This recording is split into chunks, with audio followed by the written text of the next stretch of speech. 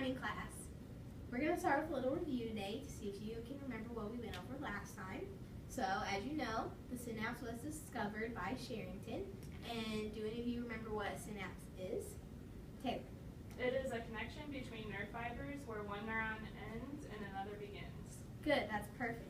Now, if you remember, there are three different kinds. There's axoaxonic, axodendritic, and axosomatic. So, Brittany, Bailey, Taylor, and Emily, can you come up? We're going to demonstrate how these three types of synapses work really quick for everybody. All right. Emily, I'm going to have you sitting in the chair. You're going to be the soma, so you're the body. Taylor, I want you to sit right here. Just sit with your back facing Emily and your feet out. You're an axon. And Bailey, you're going to sit the same way as Taylor. I want you to put one of your arms out like a dendritic connection. All right, Brittany, you are the axon for a different nerve. So, if you were going to connect to Bailey, who's a dendrite, that would be considered an axodendritic connection.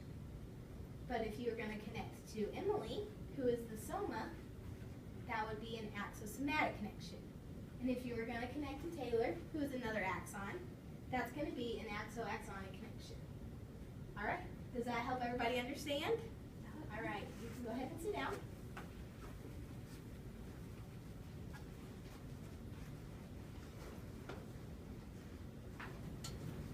Yes, sir. Can you explain again what causes a synapse to happen? That was actually going to be my next question for the class. So can any of you explain to Brittany what causes a synapse to happen? Taylor? The axon has a conductive segment that carries an action potential, a transmissive segment that has synaptic vessels and releases neurotransmitters, and a receptive segment which receives information. The conductive segment is stimulated, causing an increase in the resting membrane potential. Good. And does anybody remember anything about the resting membrane potential? Isn't it negative 70 millivolts? Correct. And do you know why it's negative 70? Because there's more negatively charged anions outside of the cell, and there's more sodium outside and more potassium inside. Perfect. Along with that, when the resting membrane potential is increased, it can create an action potential. Bailey, what happens once an action potential is created? It goes down the axon.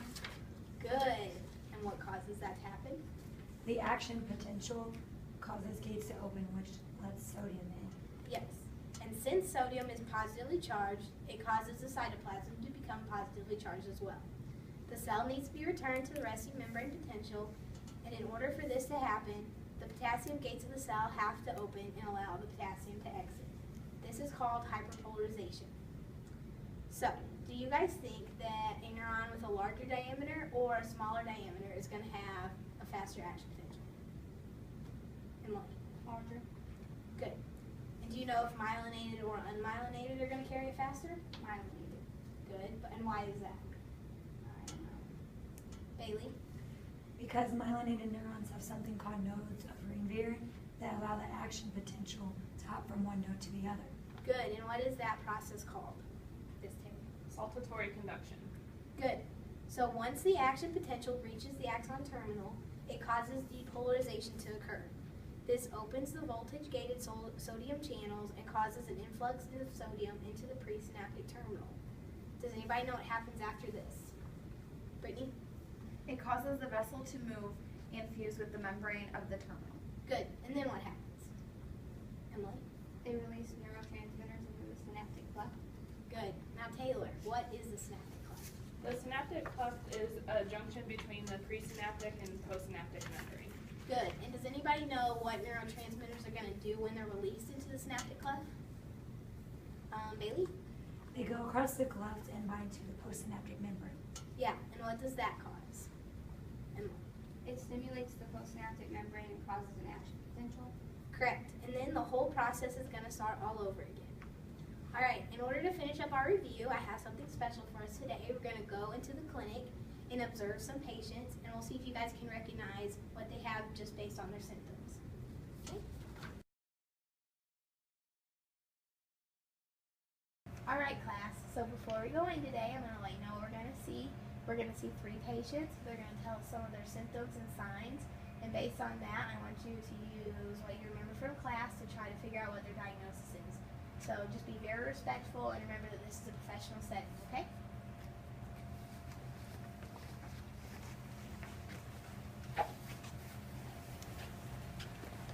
I'm Dr. Grotto. Hi, nice to meet you. I'm Helga. Nice to meet you. This is one of my students. Hi, I'm Taylor. Nice to meet you. Is it okay if she asks you a few questions today? Yeah, that's okay.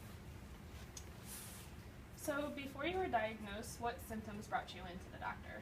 It started with dry mouth and blurred vision, and I had difficulty swallowing, but now I have muscle weakness and I have difficulty breathing as well. Oh, difficulty breathing is known as dyspnea. Yes. So, based on her symptoms, what do you think her diagnosis might be? I would say based on her drooping eyelid and her other symptoms, I believe that she has botulism. Good. So now that you know that botulism is her diagnosis, how does that affect the body? It blocks the presynaptic ability to release ACH and therefore inhibiting the ability to produce an action potential. Very good.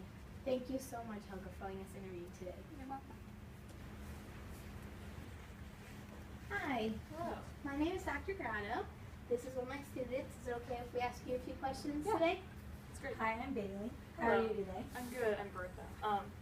Sorry if I give you a weird look. I don't mean to, but with my disease, I have a drooping eyelid and my facial muscles are weak, and some people get offended by it. Oh, actually, I remember learning about that in class. Do you also have weakness of your muscles for swallowing and proximal limb movements? I do actually. Do you know what I have? Well, based on what I learned in class, I think you might have myasthenia gravis. Good job. And so do you remember why this occurs? Well, I know there's a destruction of the nicotinic receptors of the muscle cells, which means there are fewer postsynaptic receptors for acetylcholine to bind to. Perfect. Thank you so much, Bertha, for letting us interview today. No problem.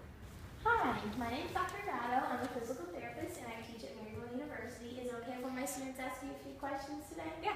Hello, I'm Brittany. What are you up to today? I'm just working on my strength because my muscles are really weak.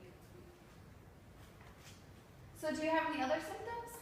Well, muscle weakness is my main symptom, but it doesn't affect just one part of my body. I have problems with holding my head up, chewing, lifting objects, climbing stairs, and I have blurry vision. So muscle weakness really affects all of my body. Oh, and I had small cell lung cancer too. Oh. Of course, you must have Lambert-Eaton syndrome. Good job. So, based on what we've learned about that in class, what causes Lambert-Eaton syndrome to occur? The voltage-gated calcium channels in the presynaptic terminal are destroyed, which causes there to be a decreased release of the neurotransmitter, which causes a decrease of muscle excitation. Perfect. Thank you so much for letting us interview today. No Have problem. a good day. Thank you too. All right, let's head back to class.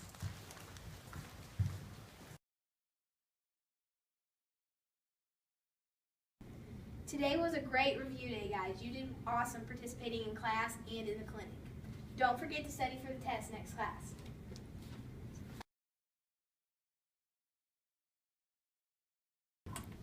All right, I hope you're all ready for the test.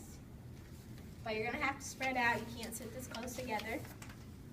Emily, I want you up there in that corner. Taylor, I want you in the opposite corner in the back. Bailey, I want you right here in the front. And Brittany, I want you over here in the front, please.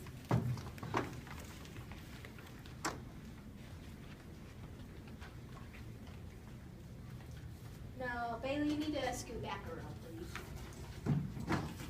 Emily, can you please move to the back corner? No, over one more. You need to line up with Taylor.